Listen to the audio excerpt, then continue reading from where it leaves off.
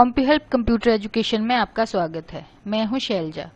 आज मैं आप लोगों को C++ में क्लास के फंक्शंस बताऊंगी, बट जिनकी बॉडी जो होगी वो क्लास के बाहर डिफाइन की जाएगी। मींस वी कैन से कि defining function outside the class, की फंक्शन की बॉडी को क्लास के बाहर डिफाइन करना। तो सबसे पहले बताऊंगी कि क्लास के बाहर फंक्शन की बॉडी कैसे डिफाइन की जाती है, फिर उसके बाद बताऊंगी कि क्या जरूरत पड़ेगी क्लास के बाहर फंक्शन की बॉडी को डिफाइन करने की। So let's start with the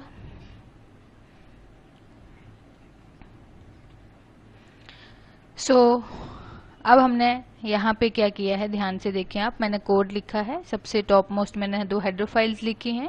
फिर उसके बाद मैंने क्लास बनाई है टेस्ट नाम की, जिसमें मैंने 3 डेटा मेंबर्स लिए हैं, नंबर, num2 और res, और 2 फंक्शंस बनाए हैं क्लास के अंदर।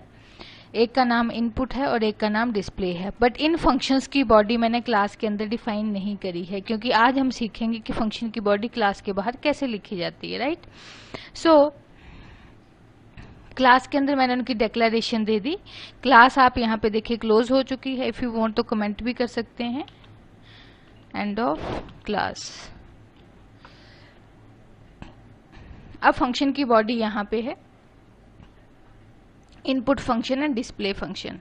अब मेन चीज यहाँ पे ये है कि कंट्रोल तो सबसे पहले कहाँ पे आएगा, मेन पे आएगा। कंपाइलेशन मेन से स्टार्ट होती है। फिर उसके बाद कंट्रोल को सबसे पहले लिखा टेस्ट टी। जैसे टेस्ट टी दिखेगा तो T means the object of class test, और test is used defined data type. तो जैसे टी बनेगा तो इसको रैम के ऊपर रन टाइम पे मेमोरी मिलेगी। फिर उसके बाद T dot input, T dot input, तो टी डॉट इनपुट को कॉल लगेगी और डिस्प्ले में डिस्प्ले को कॉल लगेगी। बट सबसे पहले यहाँ पे मेन चीज सीखने वाली ये है कि आज फंक्शन की बॉडी क्लास के बाहर है, तो यहाँ पे ये पता नहीं चल रहा है कि कंपाइलर यहाँ पे कंफ्यूज हो जाएगा। क्लास के अंदर तो उसको इनपुट और फंक्शन इनपुट और डिस्प्ले फंक्शन की डिक्लेरेशन मिल गई, लेकिन क्लास के बाहर उसे बॉडी तो दिखी बट वो क्लास के स्कोप के अंदर नहीं आ रही है। मतलब कंपाइलर को ये पता नहीं चल रहा कि ये इनपुट फंक्शन जो है वो क्लास के हैं कि नहीं है, क्योंकि ये आउटसाइड द क्लास मैंने इनकी बॉडी डिफाइन की हुई है। तो इसके लिए C++ में एक टर्म दी है कि जब भी क्लास के बाहर फंक्शन की बॉडी डिफाइन करनी है तो सबसे पहले आएगी रिटर्न टाइप, फिर स्पेस, फिर आएगा क्लास का नाम। तो हमारी क्लास का नाम क्या है, टेस्ट। फिर 2 कॉलन लगते हैं, ये एक ऑपरेटर है जिसे लैंग्वेज में टेक्निकली कहते हैं scope resolution operator. Means function की पहले रिटर्न टाइप आएगी, स्पेस, फिर क्लास का नाम, फिर स्कोप रेजोल्यूशन ऑपरेटर, दोनों कॉलन को मिला के स्कोप रेजोल्यूशन बनता है। उसके बाद फंक्शन का नाम आएगा, देन उसके बाद हम उसकी बॉडी लिखेंगे। वैसे ये डिस्प्ले फंक्शन भी किस क्लास का है, टेस्ट क्लास का। तो अगर इसकी बॉडी डिफाइन करनी है तो इसके साथ भी हम क्लास का नाम और वो स्कोप रेजोल्यूशन ऑपरेटर का यूज करेंगे। मीन जो बता रहा है कि ये फंक्शन जो है किसके स्कोप में आते हैं। तो these are the function which are in the scope of test class. अब नेक्स्ट क्वेश्चन ये है कि इन फंक्शंस को हमने क्लास के बाहर डिफाइन किया क्यों। तो सबसे पहले तो एक चीज मैं आपको मेन चीज बताऊं कि जो फंक्शन, जैसे सपोज करो इससे पहले जो हमने क्लासेस बनाई, जैसे आप यहां पे देखें, जैसे यहाँ पे मैंने एक क्लास बनाई है, बट इसके जो फंक्शंस डिफाइन किए हैं ये मैंने क्लास के अंदर ही डिफाइन किए हैं। Means inside the class, means जिनकी बॉडी मैंने क्लास के अंदर ही लिखी है, क्योंकि आप नोटिस करें क्लास हमारी यहाँ पे क्लोज हो रही है। तो वो फंक्शन जिनकी बॉडी हम क्लास के अंदर डिफाइन करते हैं उन्हें हम टेक्निकली कहते हैं इनलाइन फंक्शन। कौन से फंक्शन होते हैं वो, इनलाइन फंक्शन। तो मींस इनपुट और डिस्प्ले ये दोनों ही हमारे कौन से फंक्शन है, we can say these are inline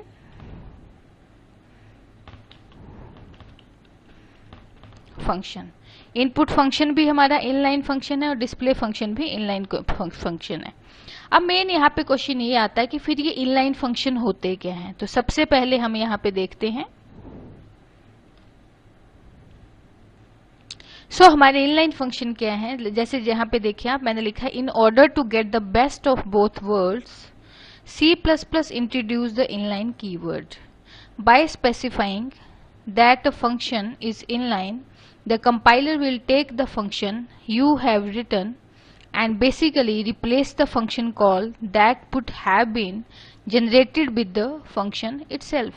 इसका मतलब ये है कि in case of inline function क्या होगा कि जैसे ही फंक्शन को कॉल लगेगी तो कंपाइलर क्या करेगा, जहां पे फंक्शन को कॉल लगी है उसकी बॉडी को वहीं पे मर्ज कर देगा कॉल के साथ. जैसे यहाँ पे मैंने लिखा है, compiler will take the function you have written and basically replace the function call. Means function की जहां पे कॉल लगी हुई है उसको फंक्शन की बॉडी के साथ क्या कर देगा, रिप्लेस कर देगा. In other words, using as inline function is pretty much directly putting your code there except it's prettier and more maintainable. Means इसके थ्रू हम कोड को प्रॉपरली मेंटेन कर सकते हैं. लेट्स सपोज जैसे आप यहाँ पे देखें, बात हो रही है इनलाइन फंक्शंस की. तो यहाँ पे क्या है, जैसे ही फंक्शन की बॉडी अब क्लास के अंदर ही डिफाइन की है तो मैंने कहा उन फंक्शंस को कहते हैं इनलाइन फंक्शन. सो क्या होता है इनलाइन फंक्शन के केस में, जैसे ये देखो यहाँ पे क्या है, फंक्शन को कॉल लगी है तो कंट्रोल इस केस में क्या करता है, फंक्शन की बॉडी को, जैसे इनपुट फंक्शन है तो इनपुट फंक्शन की बॉडी को क्या किया उसने, यहाँ पे कॉल के साथ ही मर्ज कर दिया, यहीं पे मेन के अंदर ही. मीन्स उसे कॉल करने के लिए वो ऊपर नहीं जाएगा, यहाँ पे मर्ज कर देगा और यहीं पे उसे एग्जीक्यूट कर देगा और वापस फिर कॉल में आ जाएगा. इट मीन्स कि जो भी इनलाइन फंक्शन होंगे उनकी बॉडी को एग्जीक्यूट करने के लिए कंपाइलर क्या करता है, जहां पे फंक्शन को कॉल लगी होती है वहीं पे उसकी बॉडी को, मतलब कॉलिंग के साथ ही यहाँ पे मर्ज करके रख लेता है. बट इसका ड्रॉबैक ये है कि अगर मेन एक फंक्शन है तो इसको भी कहीं ना कहीं स्टैक पे मेमोरी मिली होगी, तो और जो वी कैन से कि स्टैटिक मेमोरी है. तो एक टाइम आएगा कि मेन के पास स्पेस नहीं बचेगा, क्योंकि अगर मैंने सारे फंक्शन इनलाइन बना दिए तो मेन को भी एक स्टैटिक फिक्स्ड मेमोरी मिली हुई है, तो वो अगर सारे ही फंक्शन इनलाइन बन गए तो उन सारों की ही बॉडी यहाँ पे मेन के अंदर आके मर्ज हो जाएगी. इट मीन्स एक टाइम आएगा कि मेन के पास स्पेस नहीं बचेगा, इसलिए कहा गया कि हम फंक्शन की बॉडी को क्लास के बाहर भी डिफाइन कर सकते हैं. और याद रखना, जैसे कि अब दूसरा एग्जांपल लें तो जैसे ये हमारे पास फंक्शन जो हैं, हमने इनकी बॉडी कहाँ पे लिखी है, क्लास के बाहर डिफाइन करी हुई है. और वो फंक्शन जिनकी बॉडी क्लास के अंदर बाहर डिफाइन की जाती है, मीन्स क्लास के बाहर, उन्हें कहते हैं नॉन इनलाइन फंक्शन. तो यहाँ पे हमारे पास इनपुट और डिस्प्ले ये दोनों ही फंक्शन क्या है, नॉन इनलाइन फंक्शन है, क्योंकि इनकी बॉडी क्लास के बाहर डिफाइन करी हुई है. अब क्वेश्चन ये आता है कि नॉन इनलाइन फंक्शन क्या होते हैं. So let's see. So non inline function क्या होते हैं कि non inline functions are your standard functions. When they are called the compiler puts all the variables and its current position on the stack.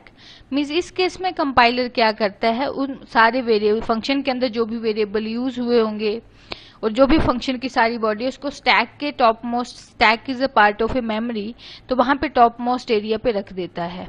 And jumps to the location in the memory where the function reside. और वहां पे चला जाता है जहां पे function की body पड़ी हुई है.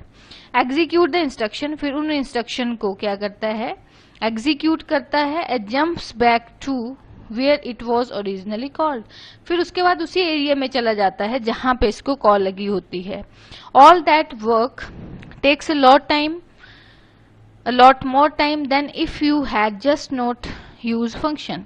मीन्स बट इस प्रोसेस में ज्यादा टाइम लगता है, क्योंकि देखो जब फंक्शन को कॉल लग रही है तो कंपाइलर क्या कर रहा है कि जहां पे कॉल लगी है वो जिस फंक्शन को कॉल लगी है उसको पहले वो स्टैक पे रख रहा है, तो उसके अंदर जो वेरिएबल फंक्शन बॉडी स्टैक पे आ जाएंगे. तो उस केस में कंपाइलर क्या करेगा, जंप कर जाएगा उस मेमोरी लोकेशन में जहां पे वो फंक्शन पड़ा हुआ है, फिर उसको एग्जीक्यूट करेगा और अगेन जंप करके फिर कहां पे आ जाएगा, उसी एरिया पे आ जाएगा जहां पे उस फंक्शन को कॉल लगी हुई है. तो कहता है कि इस केस में क्या किया जाता है, ज्यादा टाइम कंज्यूमिंग प्रोसेस है, तो इसलिए बनाने वाले ने इनलाइन फंक्शन बनाए हैं. बट डिपेंड अपॉन रिक्वायरमेंट, कुछ ऐसे फंक्शन जिनकी बॉडी काफी बड़ी होती है उस केस में हम फंक्शन को नॉन इनलाइन ही बनाते हैं. मीन्स उसकी बॉडी क्लास के बाहर ही डिफाइन करते हैं. लेट्स सपोज जैसे यहाँ देखें आप, अब बात आती है इन फंक्शन की जिनकी बॉडी मैंने क्लास के बाहर डिफाइन की हुई है.